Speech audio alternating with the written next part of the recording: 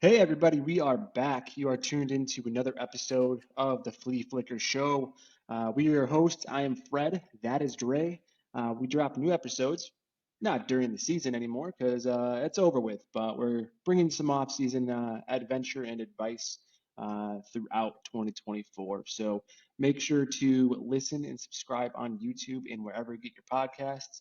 Follow us on social media at Flea Flicker Show. Dre, tell them what's on the docket for today. Yeah, so we took a little 2 week break from the action since the Super Bowl. So now we are going to talk about the Super Bowl because we have finally gotten over the horrible, horrible ending for both of us.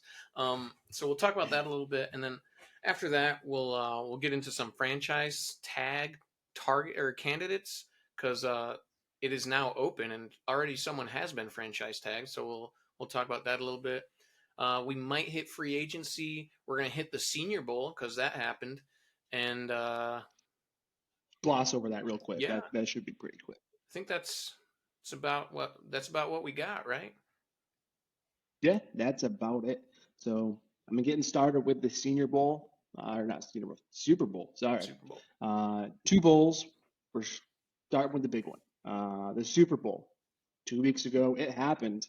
The celebration is still continuing for a few members of the Kansas City Chiefs who won yet another Super Bowl under the Patrick Mahomes and Andy Reid era. It, I don't know about you, Dre, but it's getting pretty stale for me, and I don't like it. I don't like seeing them in there every year, and I don't care who the team is. I want to see other people in there. Oh yeah, me too for sure. Like I know everyone's been talking about it, but the Patriots freaking finally ended their craziness of the league, and now it looks like the Chiefs have just picked it right up where the Patriots left off, where Tom Brady specifically left off, and it's very frustrating. And as much as I do like Andy Reid and some of the other Chiefs players, it's just obnoxious, and I'm starting to dislike the majority of them. I think at this point. Yeah, the spotlight is definitely getting to their heads, especially Patty Mahomes there. He Patty and uh, Travis, in my opinion. isn't quite as likable. When he came into the league, he was likable. He was the underdog. Took over for Alex Smith there, and people like him now. The success is kind of getting to him, and I mean, hell, Brady. Brady was an asshole when he was in the league, and I kind of like Brady now since he's retired. He seems a lot more Yeah. fun. So for me, is it was Brady an asshole because of his success, or was he an asshole because of the Patriots and being with Bill Belichick? Who knows? But either way, I'm done with Kansas City. I don't want them to continue their winning ways. I will say their defense was legit.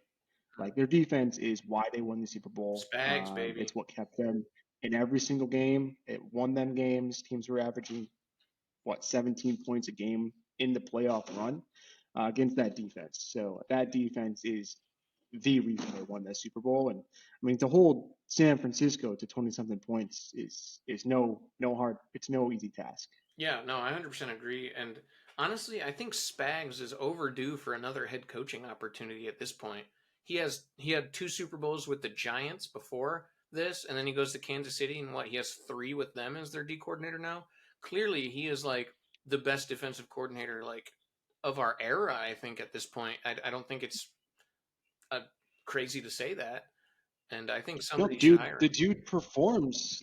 His teams perform everywhere he goes. I mean, he was a really good defensive coordinator for the Giants. He was a good D coordinator for Philly. He's still obviously a good D coordinator with Kansas City. Like the dude knows defense. He has aggressive defenses that are fun. Um, we'll see what can happen this offseason because Chiefs don't have a ton of spending cash, but they have some free agents that they might end up losing, and they could be huge for how that team performs next year. Very true. Speaking about the Super Bowl, though, um, yeah, the Chiefs obviously won it in overtime. It was only, I think, the second Super Bowl ever to go in overtime, The second Super Bowl. and Yeah. both horribly disappointing overtime losses, in my opinion. and both for Kyle Shanahan. Yeah. Oh no. That's upsetting for. That's sad. Yeah, Um, yeah. but yeah, they won with a walk off touchdown to Mecole Hardman of all people.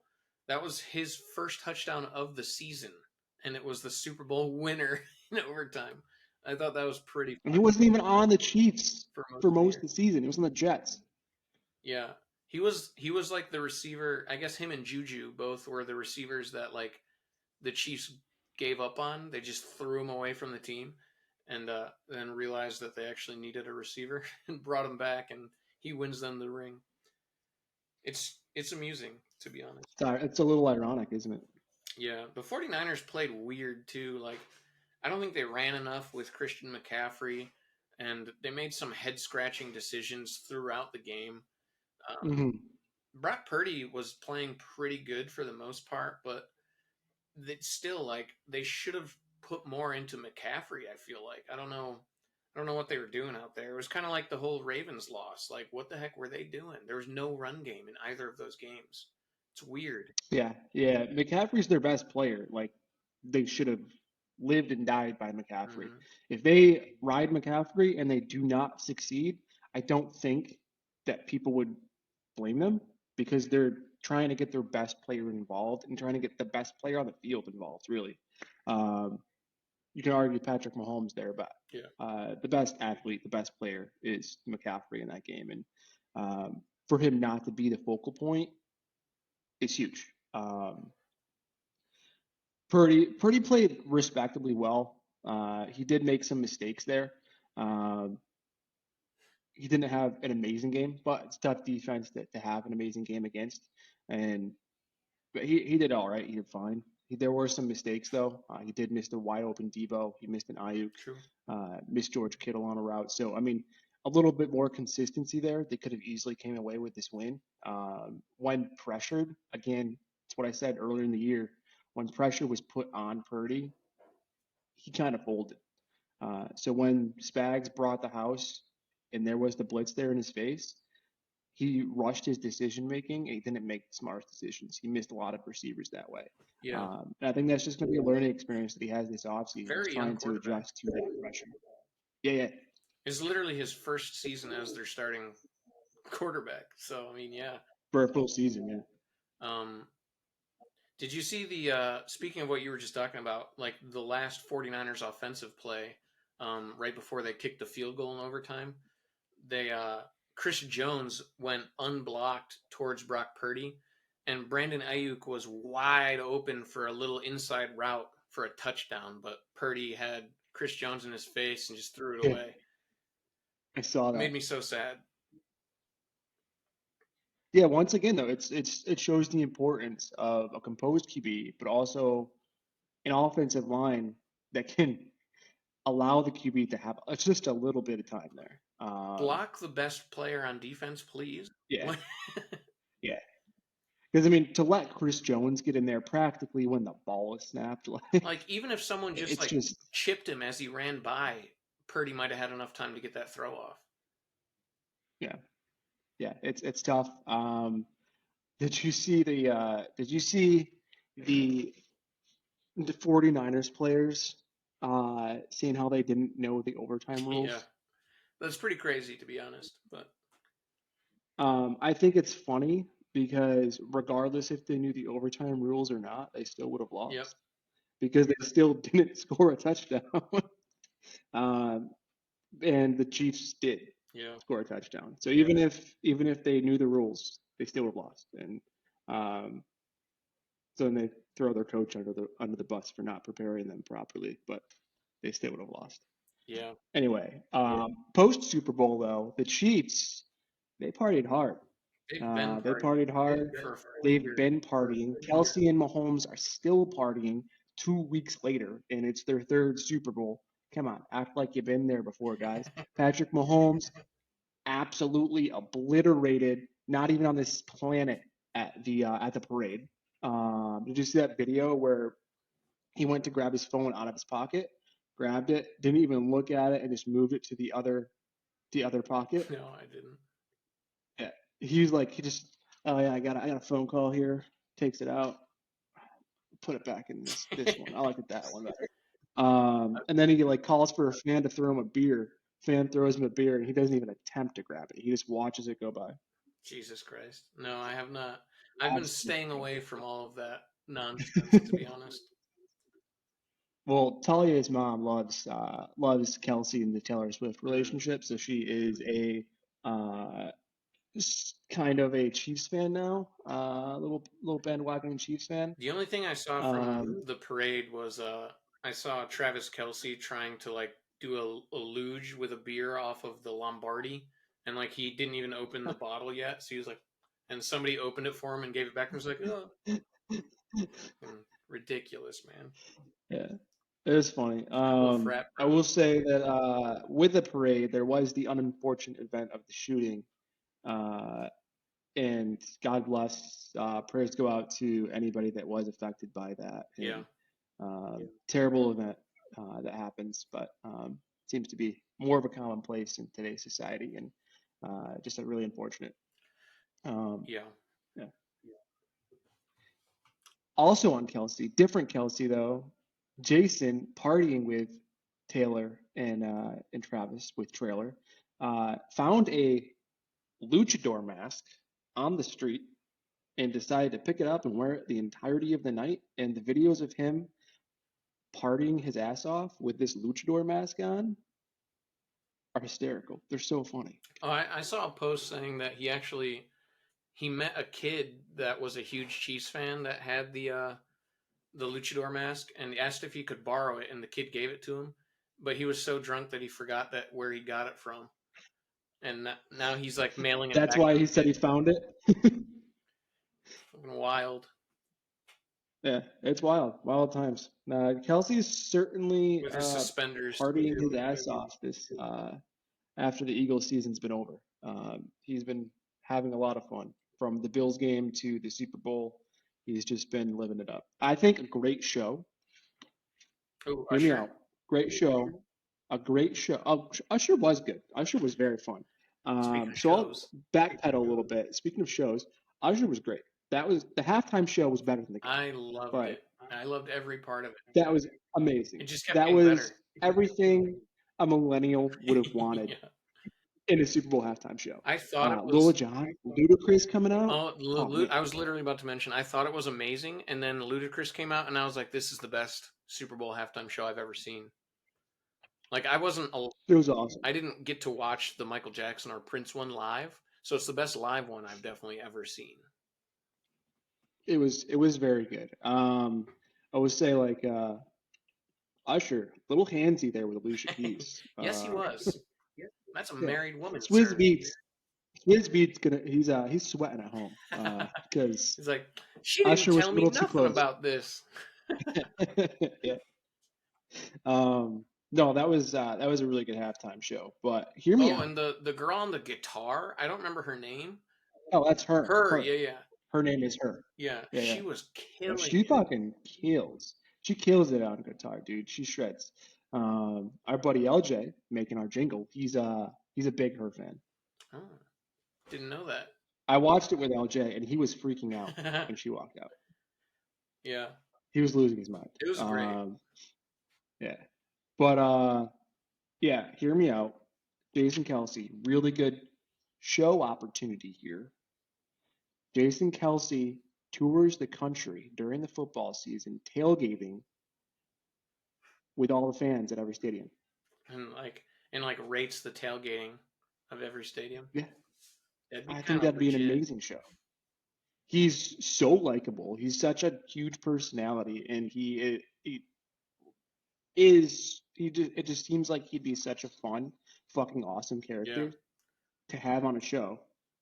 he could do. Tailgate, just drinking and partying their ass off. Yeah, he could do like 2 seasons. First season NFC, second season AFC.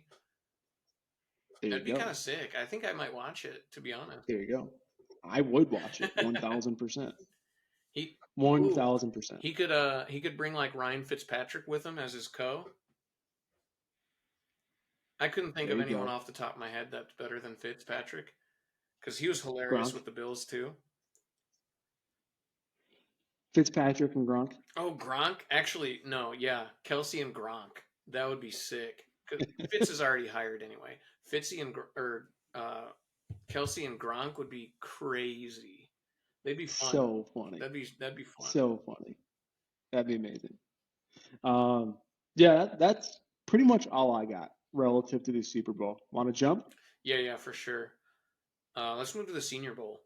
Second down some Orange Crush over here. Mmm, delicious. What you got for the Senior Not Bowl like though? the soda, like a cocktail. But yeah, Senior Bowl. I got a few people that kind of stuck out there. You got Corley, the wide receiver from Western Kentucky, the Yak King, as he calls himself on social media. He lit Mm, up Senior Bowl weekends, and he should be a sleeper in the draft. Everyone's looking for the next Puka Nakua, and he could be that guy. Um, there were a couple other receivers that kind of jumped off the page and really separated themselves from everybody else there. You're looking at Lad McConkey from Georgia, but he was already a little bit higher than Corley and the next guy. But then Roman Wilson for Michigan. Those three guys in terms of receivers looked head and shoulders better than everybody else, and they're going to be steals in the draft, absolute steals. Wilson and McConkey looked absolutely dominant, and they should be really good options in the draft. So if you're looking for a steal in your fantasy draft, those might be those guys. there you go. Um, in terms of dynasty, running backs, not too many. I don't have a lot here except for out of Marshall, Rashid Ali. Very good RB, worth looking at there. And then the rest of the guys, uh, pretty much defensive guys and linemen. There is Theo Johnson from Penn State. He absolutely dominated, and he has very good athleticism for his size. He's a massive 6'6", 257 pounds. So for his athleticism and to be putting corners on skates, he looked very good. Quarterback, Michael Penix Jr. and Bo Nix looked to be very fucking good. They look to obviously they've made a name for themselves already, but they Mhm. look to potentially be increase their case for first round pick candidacy. And then the MVP Spencer Rattler. Yeah, People were kind of writing him off during the season because South Carolina wasn't that good. But he got MVP for the Senior Bowl, and he certainly put himself into possible day two discussion as a quarterback. He should at least be a good backup for somebody out of the yeah. draft. I think he'll get Um, drafted day two. Spencer Rattler's like uber talented, very talented quarterback. yeah, It's just the like decision making and maybe some accuracy issues. Really, I think was all that really held yeah. him So I back. mean, day two, he could fall into a good situation where on a team that has a good QB, maybe an older quarterback that he can learn from, kind of similar to what Jordan Love had with Aaron Rodgers. And it panned out for him because Jordan Love looked fucking good this year, looked even better in the playoffs. So if he could fall into a situation like that, not saying it has to be Aaron Rodgers, but Mhm. it could with the Jets. And he'd probably be a better backup than Zach Wilson. So Will the um, Will the New York Giants select Spencer Rattler? Who knows? Would I like I that? hope not. I don't know. What? I don't think so. I wouldn't like that pick. Yeah. I think that's too much of a question mark for an organization that already has a lot of question Oh marks yeah, at the for sure. quarterback spot. I agree. I agree with you. Um, you want somebody that you know is going to take you to that next step. Hmm. Like obviously one of the top guys in the drafts, Caleb Williams, Drake May, those are the top guys there. Jaden Daniels, maybe. Jaden Daniels, any of those should be good. Depending, I mean, if you have some opinions on them, I think Caleb Williams is going to be a bust, but that's just me. I Um, think the Giants would have to trade up for any of those guys. I think they're going one, two, three. yeah, I think they're on 1, 2, 3. I think so. I mean, the You don't think combine Marvin hasn't Harrison happened Jr. yet, is though, going to or slide in anything. there? What'd you say? You don't think Marvin Harrison Jr. You don't think he's going to slide in there at 3? He could. I don't. I really think the quarterbacks are going to go one, two, three at the moment, though. Okay, But okay, anything could okay. change. I right Yeah, now, before the combine, before free agency, everything. Right now, I really think the Giants are going to take JJ McCarthy, and I'm not super happy about it. Yeah, I mean, JJ, I don't know. I don't know if he's there yet. I don't know if he could be good in a couple years, but I don't know that Daniel Jones is the guy you want him to sit behind and learn from. So, um, Yeah, yeah, it's tough. I think you should take Penix Jr. I mean, Penix I'd be Jr. or Bo down. Nix. I think either one of them would be great.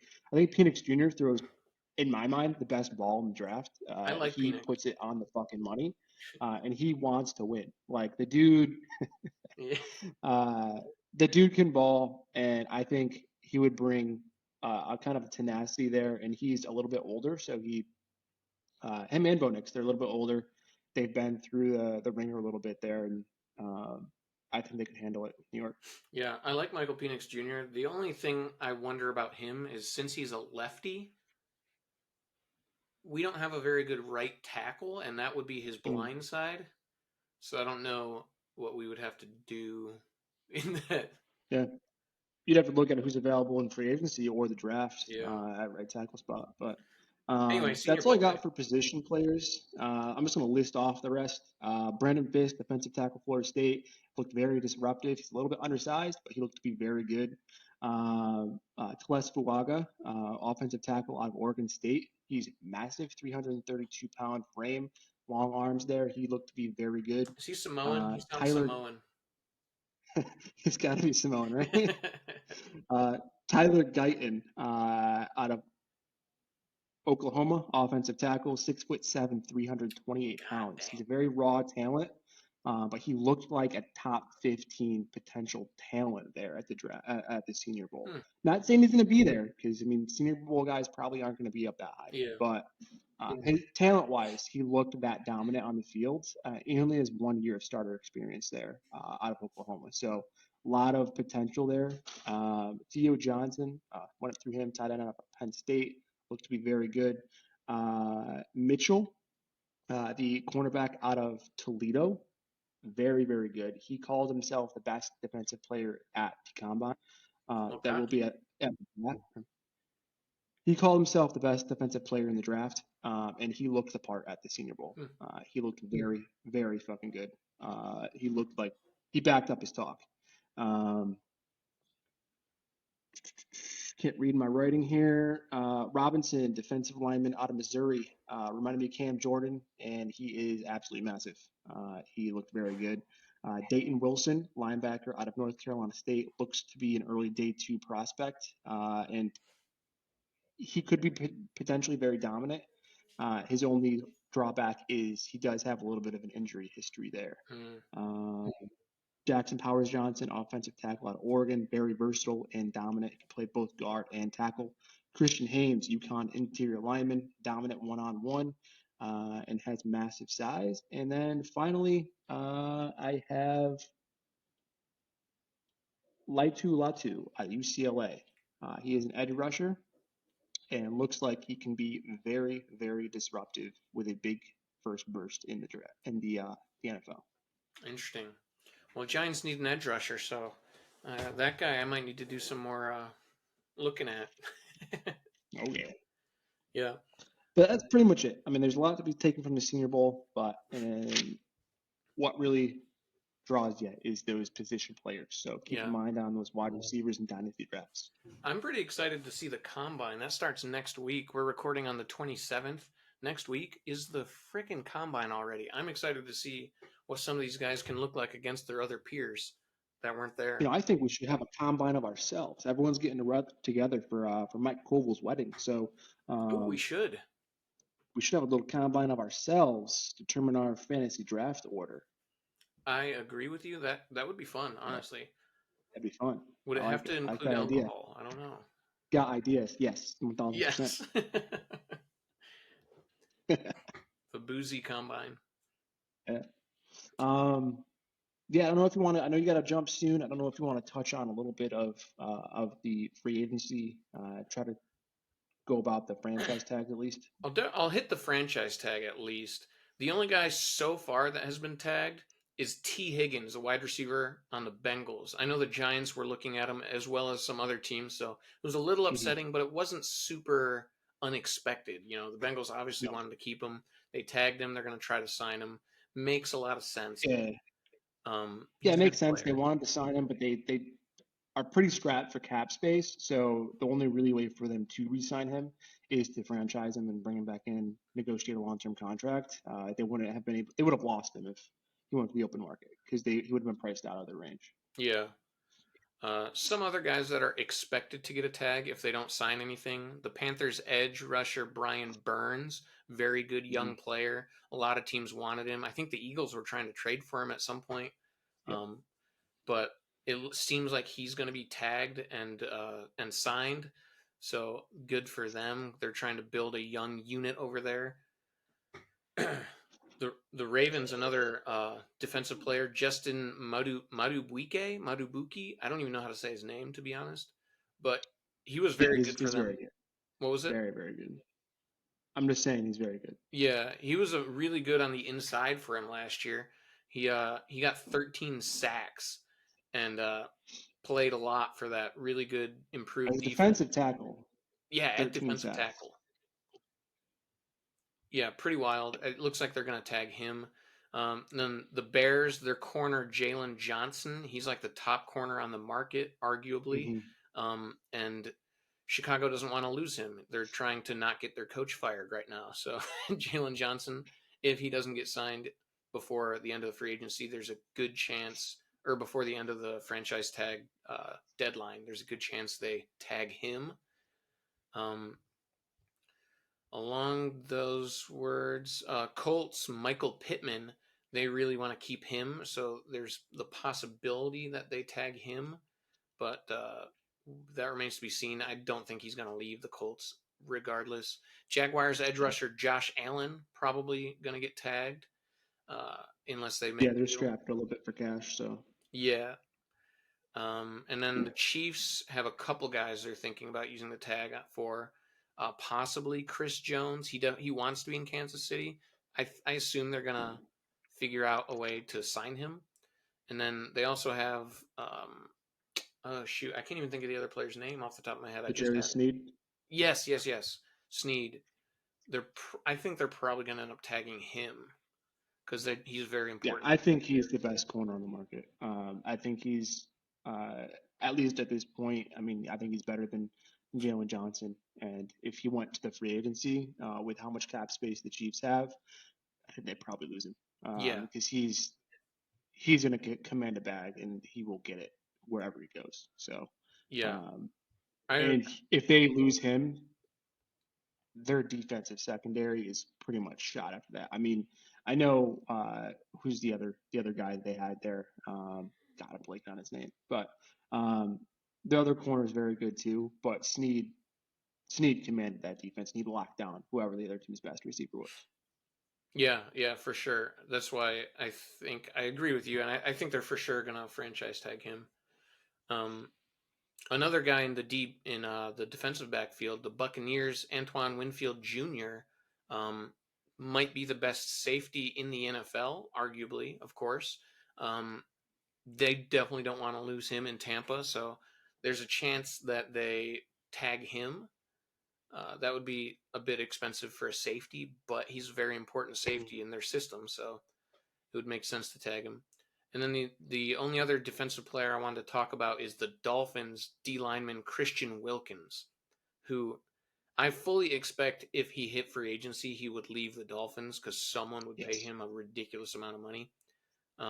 So I think unless they can figure out a way to agree on paying him, I think they're going to franchise tag him as well.